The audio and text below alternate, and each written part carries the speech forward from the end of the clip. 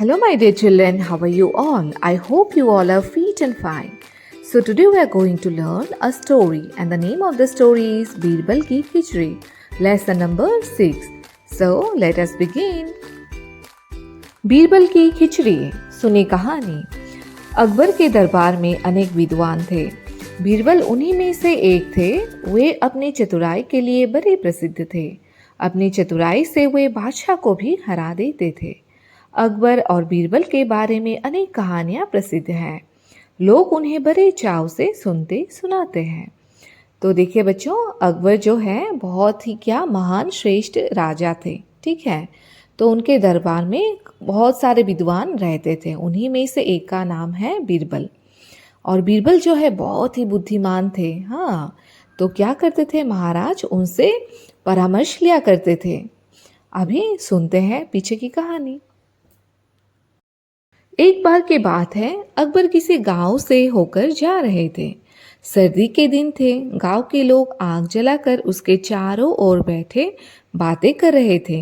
जब बादशाह अपने साथियों के साथ वहां पहुंचे तो एक व्यक्ति कह रहा था कि यमुना के पानी में रात भर खड़ा रह सकता हूँ। अकबर को इस बात का विश्वास नहीं हुआ। उन्होंने उस व्यक्ति से कहा कि यदि तुम सारी रात पानी में खड़े रहो तो मैं तुम्हें थैली भर मोहरे इनाम में दूंगा। वह मान गया। तो बच्चों, पहले के जो राजा थे वो घूमा करते थे गांव गांव जाकर कि कहीं किसी को कुछ परेशानी तो नहीं। तो एक बार की बात है, जब अकबर किसी गांव से होकर जा रहे थे तो तब क्या था, सर्दी का मौसम था। ठीक है, उसके बाद गांव के लोग, यहाँ पे आप पिक्चर में देख सकते हो, आग जलाकर आग सेक रहे थे। और एक आदमी बोल रहा था कि मैं यमुना के पानी में सारी रात भर खड़ा हो सकता हूँ। तो अकबर ने उससे कहा, ठीक है, अगर तुम सारी रात ऐसे खड़े रह सकते हो तो मैं तुम्हें क्या दूंगा, थैली भर इनाम दूंगा। मोहरे का मतलब है कॉइन। उस टाइम में मतलब राजा महाराजा लोग इनाम मतलब भेंट में, प्राइस मतलब क्या देते थे, सोने की अशर्फिया कॉइन देते थे। तो सुनते हैं नेक्स्ट वाला। अगली रात वो व्यक्ति यमुना के ठंडे जल में पूरी रात खड़ा रहा। प्रातः वो बादशाह के दरबार में आया। बादशाह ने आश्चर्य से पूछा, तुम इतनी सर्दी में सारी रात पानी में कैसे खड़े रहे? उसने नम्रता से उत्तर दिया, महाराज, आपके राजमहल से दीपक का प्रकाश आ रहा था। मैं उसे देखते हुए सारी रात पानी में खड़ा रहा।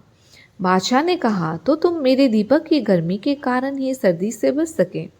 तुम्हें कोई इनाम नहीं दिया जाएगा। वो बहुत दुखी हुआ और उदास होकर चला गया। उस समय बीरबल भी दरबार में उपस्थित थे।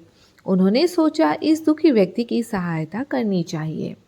दूसरे दिन बीरबल दरबार में नहीं आए। अकबर को चिंता हुई कि कहीं बीरबल बीमार तो नहीं पड़ गए। उन्होंने बीरबल को बुलावा भेजा। बीरबल ने कहलवाया कि मैं खिचड़ी पका रहा हूँ, पक जाने पर दरबार में उपस्थित हो जाऊंगा। अगले दिन बीरबल को फिर दरबार में न देखकर बादशाह ने कुछ सोचा। फिर वे बोले, चलो स्वयं ही चलकर देखें कि बीरबल कैसी खिचड़ी पका रहे हैं। जब बादशाह बीरबल के यहाँ पहुंचे तो उन्होंने देखा कि एक बहुत लंबे वास के ऊपर सिरे पर एक हांडी लटकी हुई है। हांडी से बहुत नीचे भूमि पर बहुत थोड़ी सी आग जल रही है। बादशाह ने हैरानी से पूछा, बीरबल, भला यह खिचड़ी कैसे पक सकती है? हांडी तो आग से बहुत दूर है। बीरबल ने उत्तर दिया, हुजूर, अगर वो व्यक्ति राजमहल के दीपक की गर्मी के सहारे सारी रात ठंडे पानी में खड़ा रह सकता है तो इस आग से मेरी खिचड़ी क्यों नहीं पक सकती?